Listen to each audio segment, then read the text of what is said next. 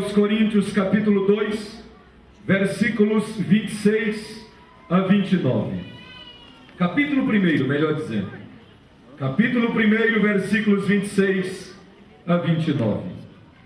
Irmãos, reparai, pois, na vossa vocação, visto que não foram chamados muitos sábios segundo a carne, nem muitos poderosos, nem muitos de nobre nascimento. Pelo contrário, Deus escolheu as coisas loucas do mundo para envergonhar os sábios, e escolheu as coisas fracas do mundo para envergonhar as fortes. E Deus escolheu as coisas humildes do mundo, e as desprezadas, e aquelas que não são, para reduzir a nada as que são, a fim de que ninguém se vanglorie na presença de Deus. A fim de que ninguém se vanglorie na presença de Deus. E o versículo 31 diz: para que, como está escrito, aquele que se gloria, glorie-se no Senhor. Aleluia! Se você deseja que Deus realmente fale com você, diga isso para Ele agora. Ore por este frágil pregador mais uma vez. E diga para o Senhor agora que você quer ouvi-lo falar com você esta noite. Eu só posso falar aos seus ouvidos. E talvez eu possa falar às mentes de alguns aqui. Mas eu tenho certeza que o dono desta obra, que o Deus que marcou esta 9ª conferência, que o Senhor desta igreja e o Espírito Santo que está tocando em nossos corações desde o início desta conferência, Ele pode falar à tua alma, Ele pode falar ao teu espírito, Ele pode falar ao teu coração, Ele pode falar à tua mente, Ele pode tocar no recôndito mais profundo do teu ser. Ele está aqui esta noite. Curve sua cabeça por um instante e peça isto agora ao Senhor. Pai, no nome de Jesus, a tua palavra foi lida aqui, Senhor, para a tua glória e para o teu louvor. Fala conosco esta noite, Senhor. Fala conosco esta noite mais uma vez, para a tua glória, para a tua honra e para o teu louvor. Cobre-nos aqui com o precioso sangue de Cristo Jesus. E que todos os missionários, as missionárias, todo homem e mulher que tem uma chamada de ti, receba nesta noite uma estratégia do céu. E todos aqueles que precisam de renovação espiritual, sejam renovados pela tua palavra, no poder do teu Espírito, Senhor, para a tua glória e para o teu louvor, no nome santo de Jesus. Fala conosco, Senhor, mais uma vez, em nome de Jesus. Amém. Glória ao nome do Senhor. Eu reconheço, queridos obreiros, que muitos de vocês, para não dizer todos, que estão aqui em minha retaguarda esta noite, qualquer um de vocês poderia com toda certeza estar assumindo o púlpito aqui esta noite. Eu reconheço a minha pequenez, reconheço a nossa limitação, reconheço que muitos dos queridos obreiros missionários que estão aqui à nossa esquerda, à nossa direita ou à nossa frente, poderia muito bem ser usado por Deus aqui esta noite para trazer-nos a mensagem do Senhor. Mas eu quero louvar a Deus, porque Deus está nos dando esta oportunidade, e reconheço que é um grande peso, uma grande responsabilidade que está sobre os nossos ombros aqui esta noite. Mas eu quero começar esta mensagem tributando toda a glória, toda a honra, todo louvor, toda adoração, toda ação de graças, todo tributo de dignidade àquele que merece, ao único que é digno, ao único que é digno. E para isso eu me reporto a um texto que é escatológico e missiológico também. Missiológico e escatológico. Apocalipse capítulo 5. João, na sua visão, diz que viu na mão direita daquele que estava sentado no trono um livro escrito por dentro e por fora, e todo selado com 7 selos. Ele viu também um anjo forte que proclamava em alta voz: quem é digno de abrir o livro e de lhe desatar os selos? Ora, nem no céu, nem sobre a terra, nem debaixo da terra, ninguém podia abrir o livro, nem mesmo olhar para ele. E diz João: e eu chorava muito, porque ninguém foi achado digno de abrir o livro, nem mesmo de olhar para ele. Todavia, um dos anciãos olhou para mim e me disse: João, não chores. João, não chores. Eis aqui o leão da tribo de Judá. Eis aqui o leão da tribo de Judá. Ele venceu. Venceu para quê? Ele venceu para abrir o livro e desatar os seus 7 selos. Então vi no meio do trono e dos 4 seres viventes, e entre os anciãos de pé, um cordeiro como tendo sido morto. Observe, ele não estava morto. Como tendo sido morto, ele tinha 7 chifres, bem como 7 olhos, que são os 7 Espíritos de Deus enviados por toda a terra.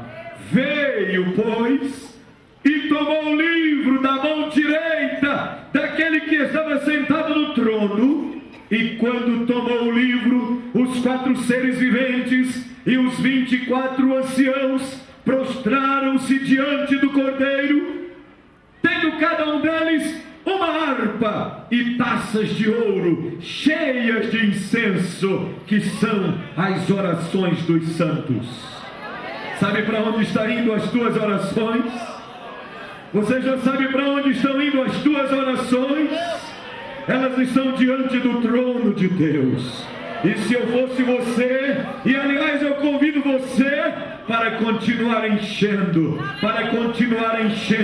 estas taças que estão sendo cheias de incenso, que são as orações dos santos. Elas estão diante do trono de Deus, e eles entoavam um novo cântico, dizendo: digno és de tomar o livro, digno, digno, digno. Diga esta palavra comigo, pronuncie esta palavra comigo: digno, digno.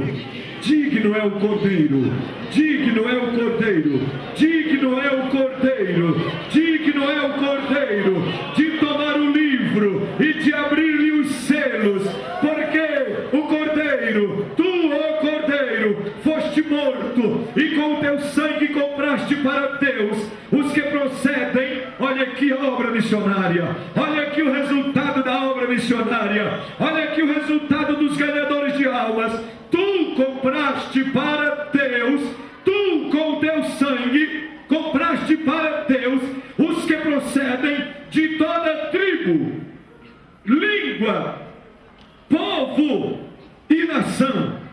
Para o nosso Deus os constituíste reino e sacerdotes, e reinarão sobre a terra. Vi e ouvi uma voz de muitos anjos ao redor do trono, dos seres viventes e dos anciãos, cujo número era de milhões e milhares de milhares. Olha aí o resultado de missões, olha aí o resultado da obra missionária. Milhares de milhares. E eu os ouvi proclamando em grande voz. Lembre-se que estes milhares de milhares diante do trono não serão apenas anjos, não serão apenas seres angelicais, mas diante do trono estarão o resultado de todo o nosso trabalho, do trabalho missionário da igreja, porque um dia alguém fez essa oração: dá-me uma alma, dá-me uma alma, dá-me uma alma, dá-me uma alma, dá-me uma alma, dá-me uma alma, dá-me uma alma, dá-me uma alma. Senhor, eu quero ganhar almas. Senhor, usa-me para ganhar almas. Senhor, dá-me uma alma, dá-me uma alma, dá-me uma alma. E o resultado você verá naquele grande dia: milhões de milhões, centenas de milhões, milhares de milhares, e todos estarão proclamando com grande voz e dizendo: digno é o Cordeiro que foi morto de receber o poder e riqueza e sabedoria e força e honra e glória e louvor e adoração e ação de graças, tributos,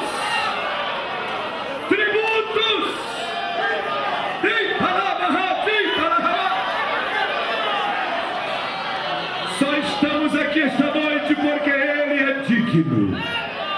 Eu não sou digno de estar pregando aqui. A maioria de nós aqui, pastores, não tem dignidade comparada a deste ser. Comparada a deste ser. Não temos dignidade para estar assentado aqui como príncipes na casa de Deus, olhando para a nossa miséria, para o nosso pecado, para as nossas limitações. Somos tão indignos, mas por causa da dignidade dele, você está aqui, você está aqui, você está aqui, você está aqui, você está aqui, você está aqui. Glorifique, adore, exalte, exalte, exalte. Ele é digno. Diga comigo: Ele é digno. Tu és digno, tu és digno, tu és digno. Você que está na galeria, exalte a dignidade do Cordeiro de Deus. Tu és digno, ó Cordeiro de Deus.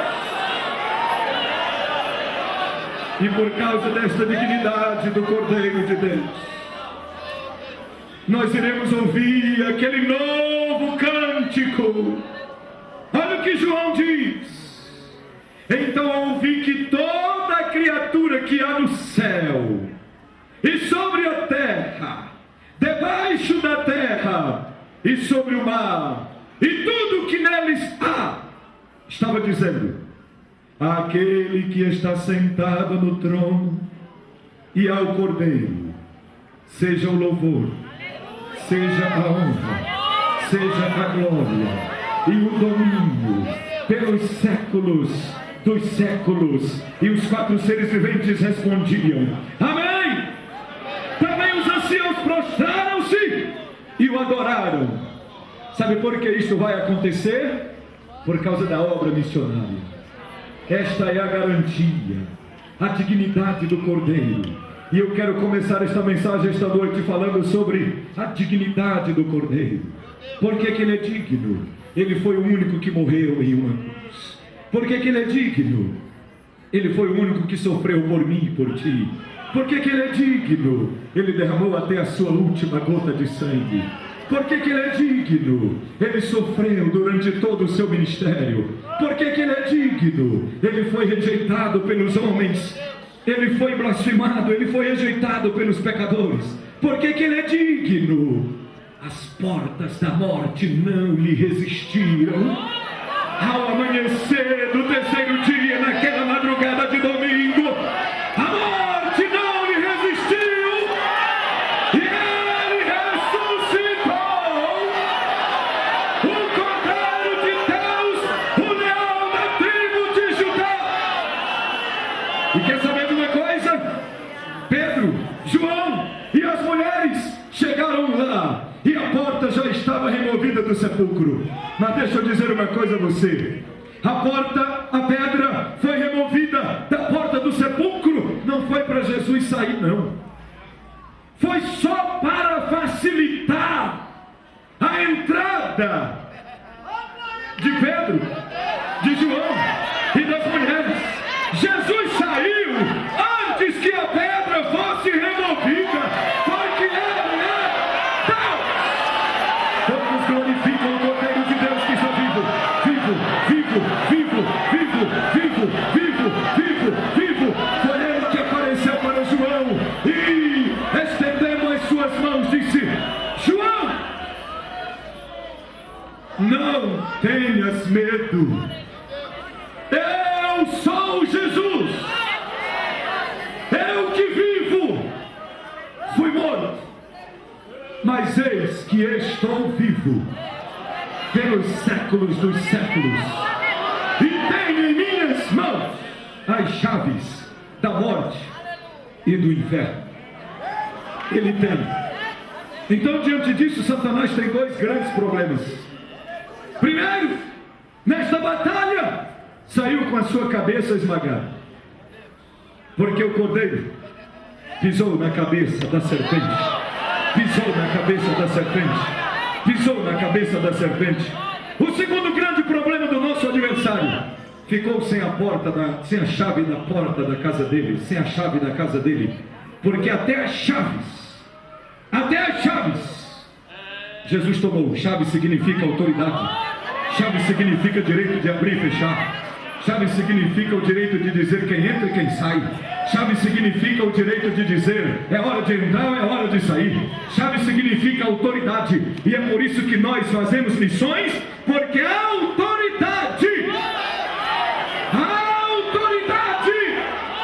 Jesus compartilhou com estes missionários, Jesus compartilhou com estes obreiros, Jesus compartilhou com esta igreja.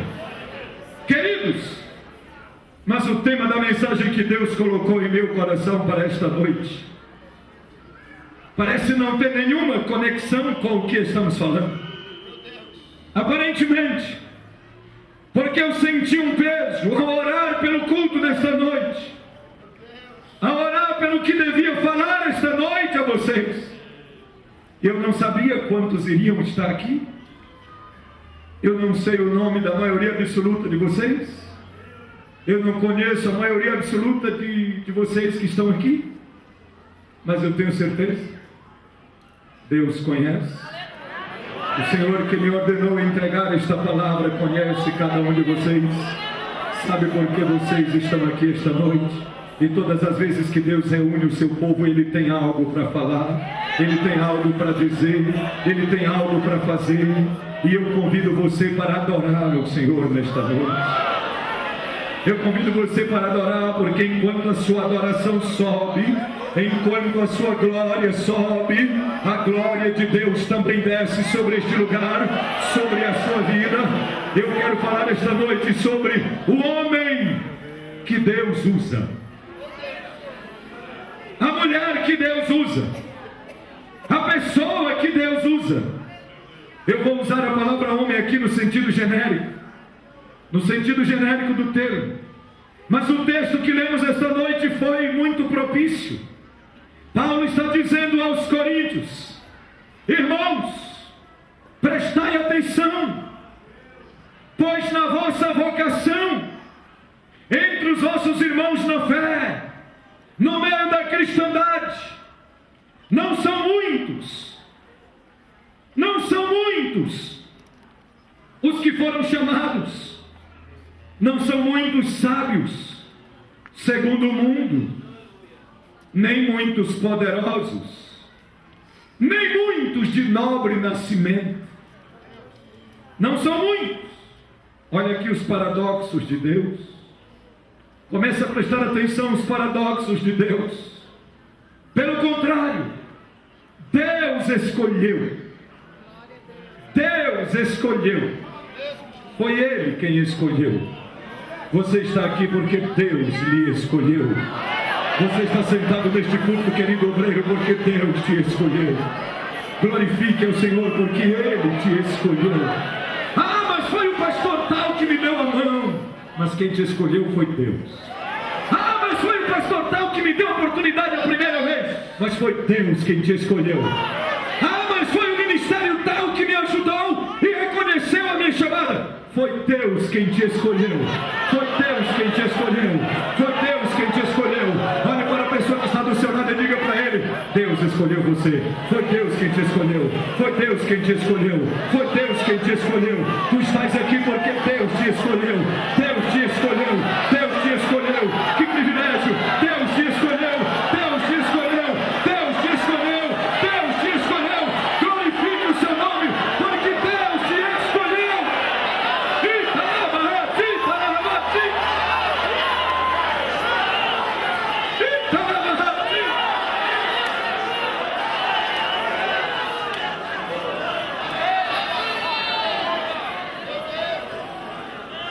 Deus escolheu. Preste atenção aos paradoxos de Deus. Olha o que Ele faz. Olha o que Ele é capaz de fazer. Deus escolheu as coisas loucas. As coisas loucas. Pastores, permita-me aqui um parênteses. Em toda a igreja, eu acho que em todas as cidades, eu tenho andado bastante. Deus já nos permitiu estar em vários estados, em 11 países também. Em alguns outros lugares do nosso estado, já temos andado quase em todos os municípios do estado do Maranhão. E a gente presta atenção, um detalhe interessante. Em quase toda a igreja tem assim uma pessoa que o mundo lá fora só tem uma palavra para ele: louco. Quem é esse aí? Louco. Quem é esse aí? Esse é um doido aí. Mas você já prestou atenção que Deus usa? Você já prestou atenção que ele foi escolhido por Deus também? Você já prestou atenção que Deus usa cada tipo de gente, meus irmãos? Por que ele faz isso? Porque Deus gosta de contrastes. Deus gosta de paradoxos. Deus gosta de confundir os grandes, que pensam que são, mas não são. Aleluia!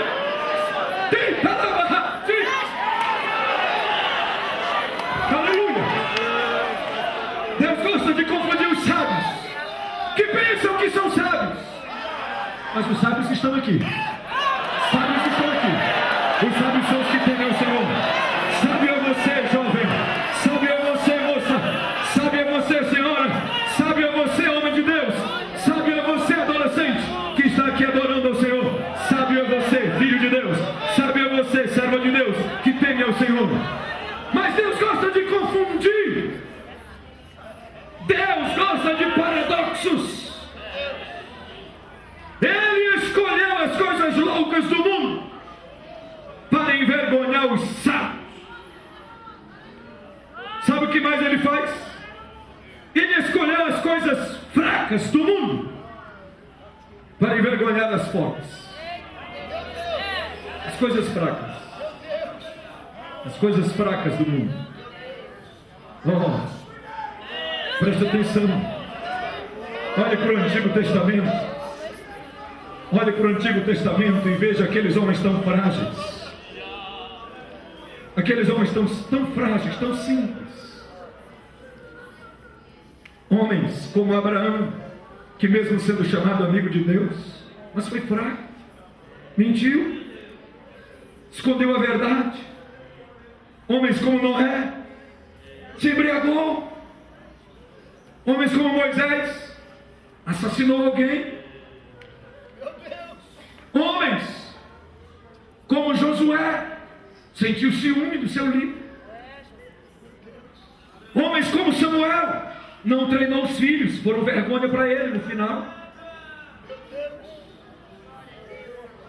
Homens como Elias, era tendente à depressão, pediu a morte,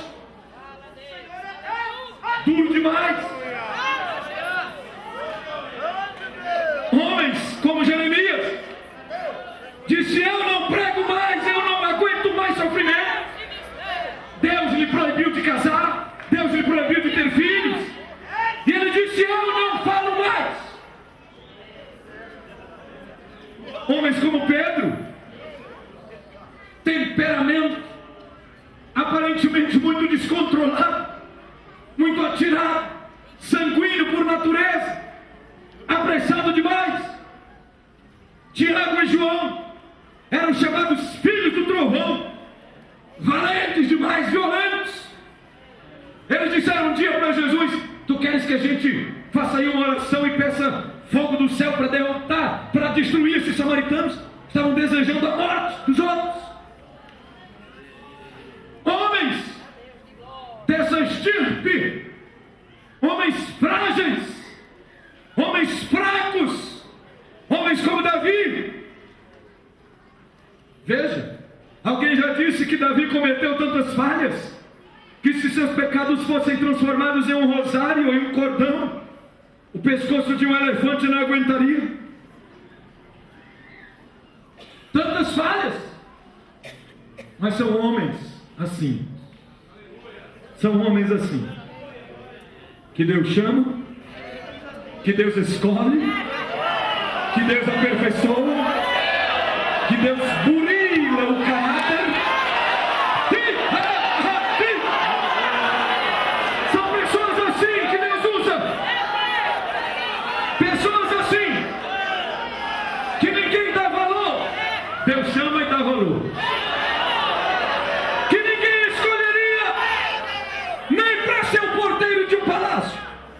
Deus escolhe e coloca aqui como príncipes. Como príncipes. Aleluia. E tem mais: enche de poder e autoridade para falar com os grandes da terra. Oh, glória! Aleluia!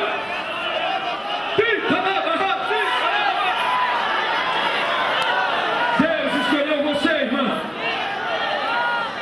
O vizinho pode não te valorizar, a diretora lá da instituição onde você trabalha pode não te dar todo o valor que você tem, mas você tem valor.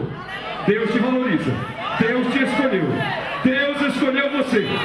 Ele escolhe as coisas fracas para envergonhar as fortes. Tem mais: Ele escolheu as coisas humildes do mundo, as humildes, as desprezadas, as humildes, as desprezadas e aquelas que não são, para reduzir a nada as que são. Para que tudo isso, pastor?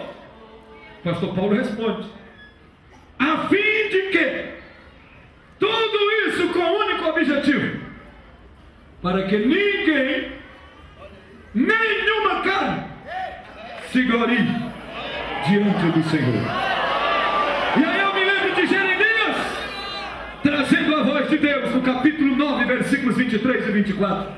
Não se glorie o sábio na sua sabedoria, não se glorie o forte na sua força, nem se glorie o rico em suas riquezas, mas quem quiser se gloriar, glorie-se nisto: em me conhecer, em me conhecer, em me conhecer, e saber que eu sou o Senhor, que faço juízo, justiça e beneficência na terra, porque destas coisas me agrado. Assim diz o Senhor, assim diz o Senhor. Sabe quem tem direito de se gloriar? É quem conhece a Deus. Quem conhece a Deus, você o conhece, você o conhece, você o conhece, então você tem direito de gloriar-se, porque você o conhece. O conhecimento de Deus é o motivo da glória deste povo. Aleluia! Bendito seja o nome do Senhor. Mas escute, meu querido irmão, em primeiro lugar, o homem que Deus chama, eu quero citar algumas características rapidamente. O homem que Deus chama, em primeiro lugar, ele tem, ele recebe, ele sente uma chamada de Deus. Uma chamada específica, uma chamada direta, uma chamada pessoal. Todo homem de Deus tem a sua experiência.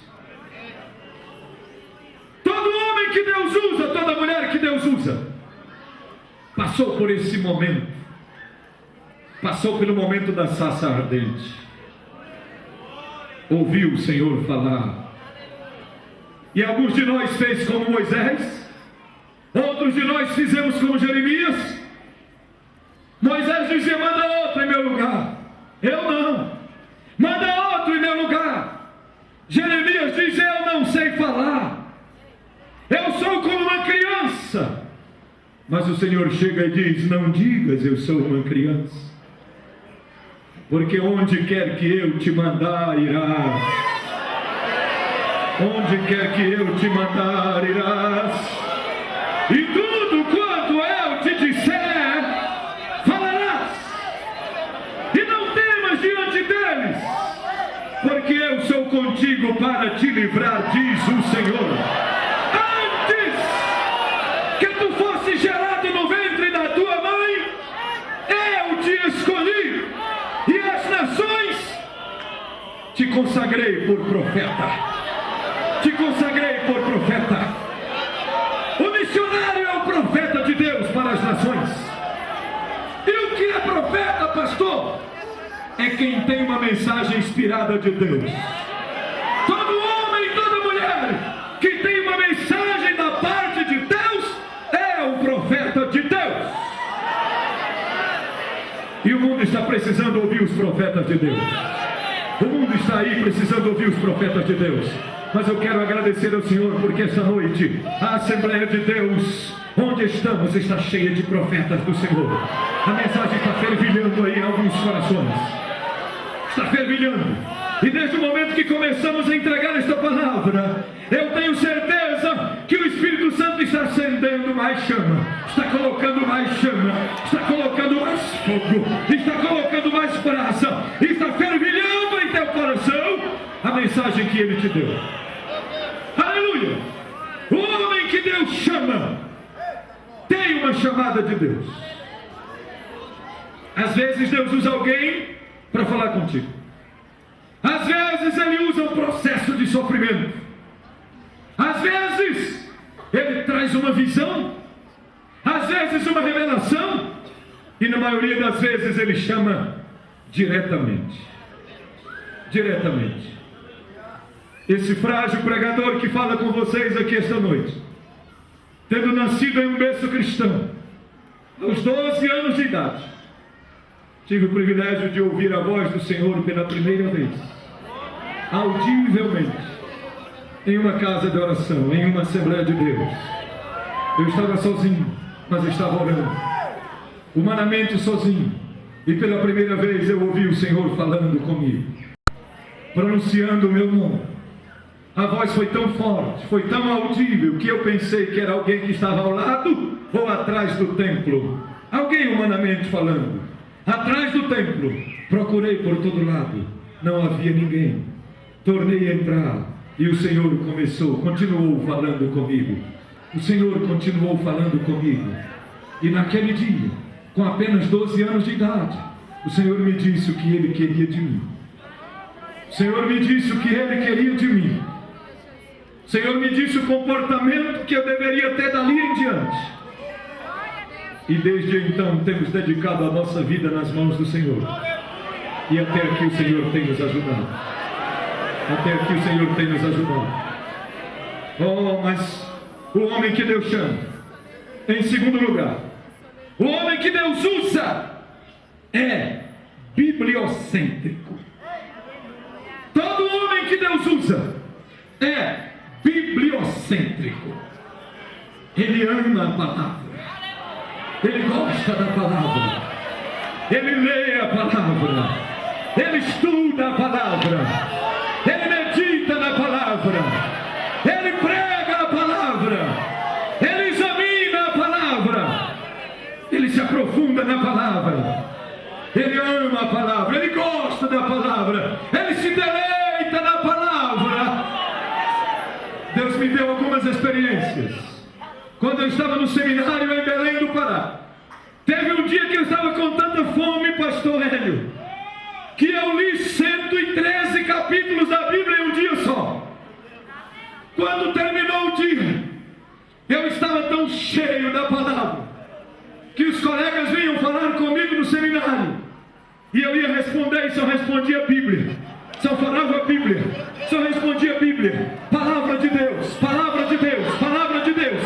Todo homem que Deus usa é bibliocêntrico. Sabe por quê?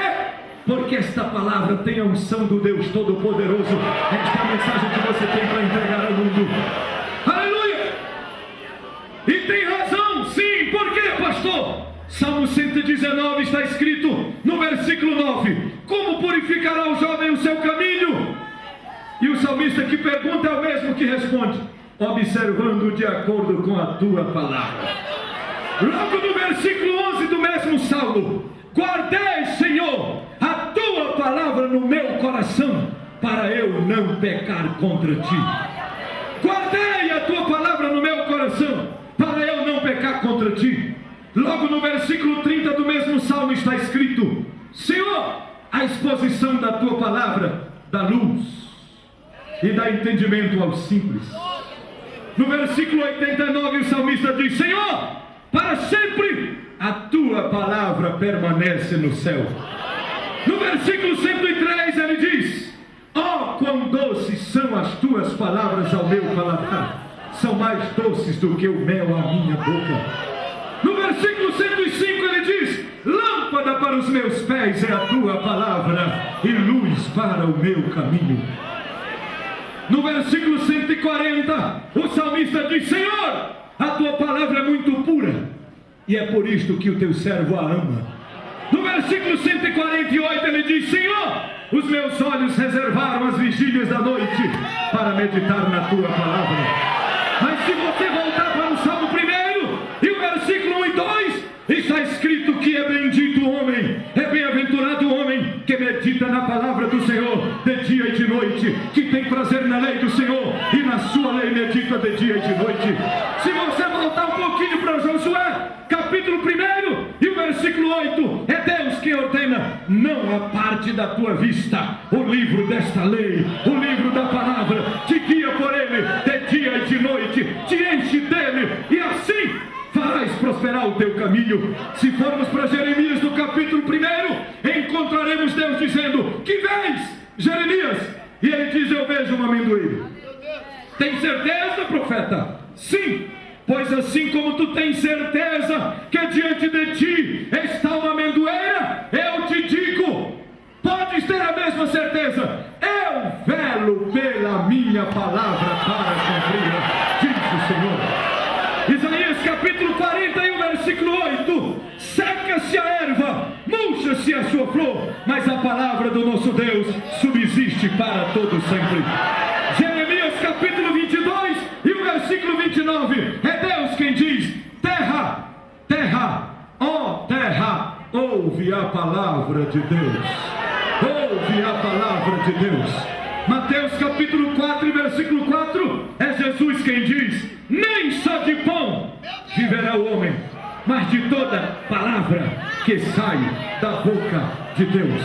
Mateus capítulo 22 e o versículo 29, é Jesus quem fala outra vez: errais, não conhecendo as Escrituras e nem o poder de Deus.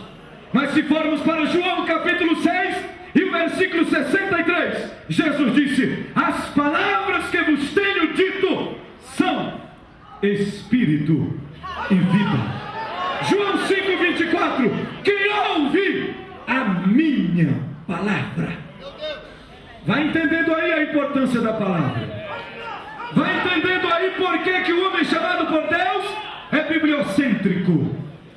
A gente pode até ter algum conhecimento de literatura, a gente pode até fazer um curso de letras e ler todos os clássicos da literatura universal, ler os gregos, ler os romanos, ler os clássicos da literatura da língua portuguesa, são belíssimos. Da literatura brasileira, são excelentes, mas o livro por excelência é Bíblia, Bíblia, Bíblia, palavra de Deus, palavra de Deus, palavra de Deus. João capítulo 15, versículo 3, Jesus disse: vós já estáis limpos pela palavra que eu vos tenho falado. João 17, 17, Jesus ora ao Pai e diz: Pai, santifica os meus discípulos na verdade. A tua palavra é a verdade. A tua palavra é a verdade. Hebreus capítulo 4, versículo 12. A palavra de Deus é viva e eficaz, mais penetrante do que qualquer espada de dois fios. Penetra até a divisão da alma e do espírito. Penetra até a divisão da alma e do espírito e apta para discernir os pensamentos e as intenções do coração. Palavra de Deus. Apocalipse 1:3. Bem-aventurado quem ouve, bem-aventurado quem lê, e mais bem-aventurado quem pratica. Quem pratica, quem guarda as palavras dessa profecia. E sabe o que me chama a atenção nisso? Ao chegar em Apocalipse 19, a palavra se transforma em uma pessoa. A palavra se transforma em uma pessoa. E aí está escrito no capítulo 19: e o nome pelo qual se chama é a palavra de Deus. Nós temos a palavra escrita, Bíblia. Nós temos a palavra viva, Jesus. Jesus. No princípio era a palavra. No princípio era o Logos. No princípio era o Verbo. O Verbo estava com Deus e o Verbo era Deus. E o versículo 14: e a palavra se fez carne. E o Logos. Logos para o grego era só uma ideia, mas para João é uma pessoa divina. E a palavra se fez carne e habitou entre nós, e vimos a sua glória como a glória do unigênito do Pai, cheio de graça e de verdade. Digam todos comigo: o homem que Deus usa recebe uma chamada específica de Deus. Diga ainda comigo: o homem que Deus usa tem a Bíblia no centro da sua vida. Glória a Deus. Glória ao nome do Senhor. Glória ao nome do Senhor.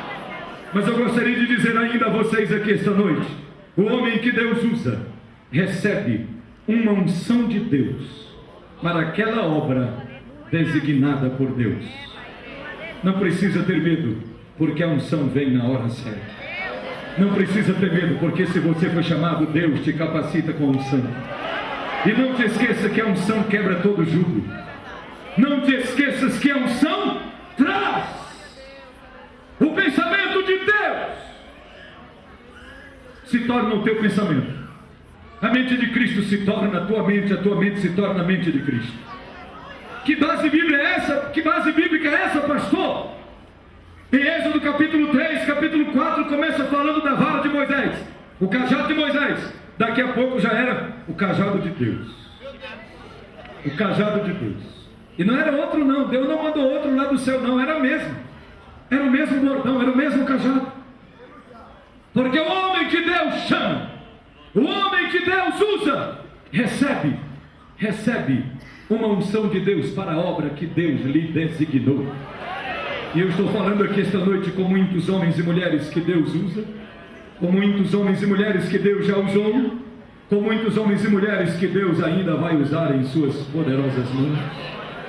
E neste momento eu preciso fazer um pequeno parênteses para perguntar qual é a desculpa que você está colocando diante de Deus para não fazer a obra que Deus te chamou a fazer. Qual é a desculpa que você tem colocado diante do Senhor? Quando eu olho para a Bíblia Sagrada em Êxodo, no capítulo 3 e o capítulo 4, eu vejo Deus convocando Moisés, lhe dando a capacitação, mas ele tem 5 problemas. Ele tem 5 desculpas. Eu não sei quantas desculpas você tem. Eu apresentei várias desculpas para Deus. Eu fui um dos que apresentei várias desculpas para Deus. Senhor, eu não posso. Senhor, eu não dou conta. Senhor, manda outro. Senhor, eu quero ficar só ajudando. Senhor, eu não quero ter o tempo integral da obra. Basta eu ser um pregador, basta eu ganhar algumas almas aqui e acolá. Mas o Senhor vem com a sua chamada específica e na hora certa Ele dá a unção para o trabalho necessário. E escute agora comigo em nome de Jesus. Eu não sei qual é a desculpa que você tem usado.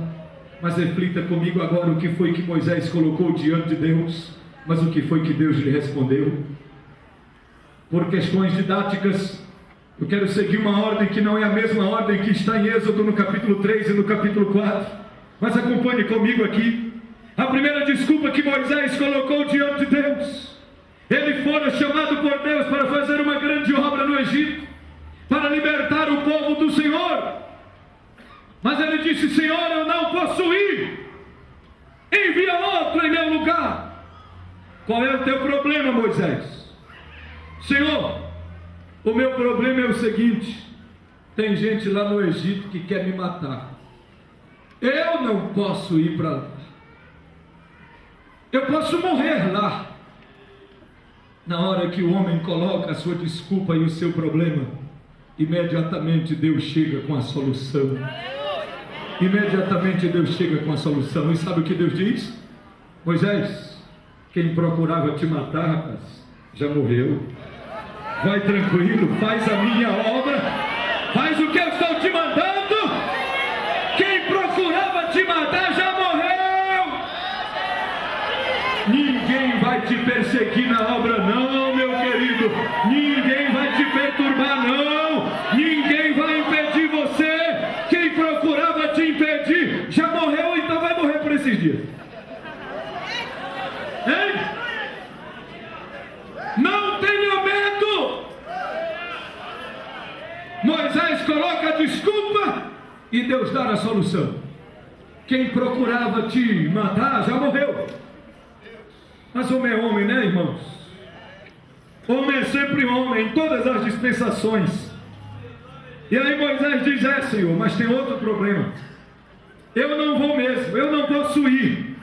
É melhor o Senhor mandar outro.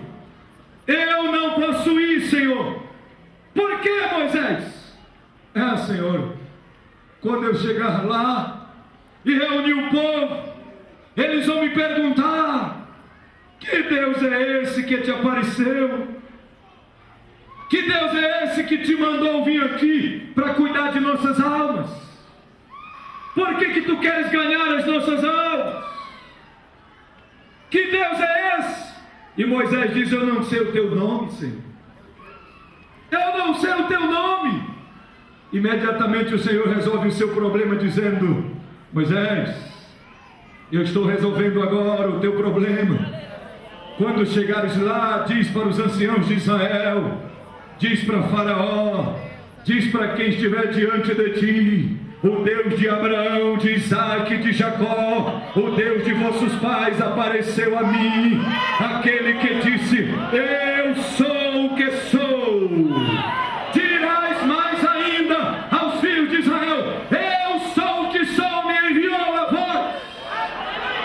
Eu sou o que sou, me enviou a vós. Este é o meu nome por todas as gerações, assim sou e serei conhecido. Você já conhece o nome do Senhor? Pode ir nessa tua força. Você já conhece o nome do Senhor? Você já conhece o nome do Senhor? Não precisa colocar essa desculpa diante de Deus. Você já conhece o nome do Senhor? Uns confiam em carros e outros em cavalos, mas você fará menção do nome do Senhor e ganhará todas as batalhas em nome do Senhor. Você já conhece o nome do Senhor? É no nome do Senhor que você vai fazer a obra. É no nome do Senhor que você vai ganhar almas. É no nome do Senhor que você vai fazer a obra missionária. É no nome do Senhor.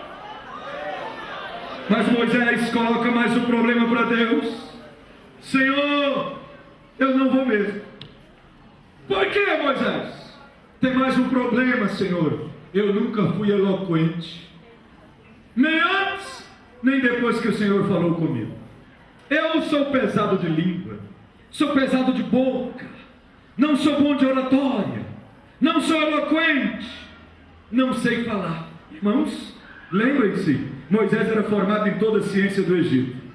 E os historiadores dizem que naquela época, no Egito já havia 9 faculdades, 9 cursos superiores. E quando Moisés tinha 40 anos, ele era o homem mais preparado do Egito. Ele era candidato a ser o próximo faraó. Mas ele disse: eu não sei falar. Eu não sei falar. Tinha feito curso de oratória. Mas o Senhor disse: Lembras de teu irmão Arão? Deus já falou em tom mais alto. A Bíblia diz que o Senhor se irou, porque já chega de tanta desculpa, homem. E o Senhor disse: não é Arão teu irmão levita?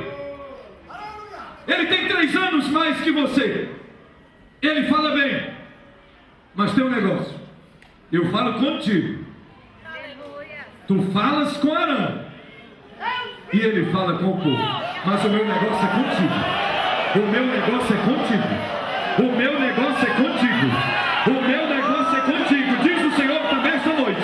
O meu negócio é contigo, homem. O meu negócio é contigo, jovem. O meu negócio é contigo.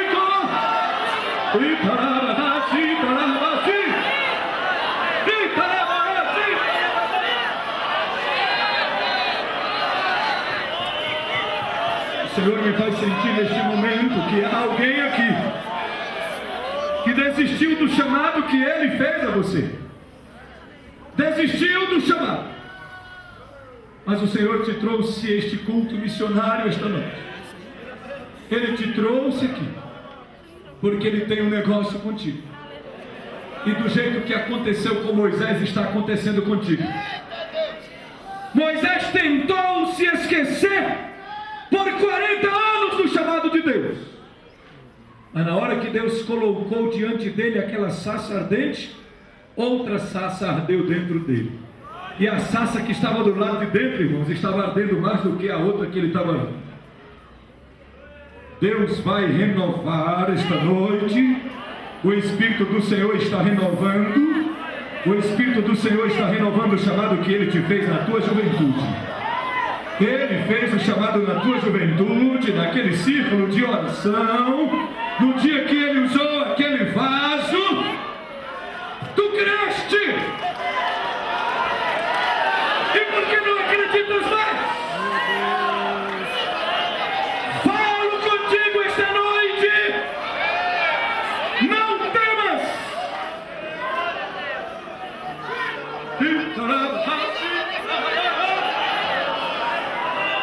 Como fui com Moisés e como tenho sido com esses meus ungidos.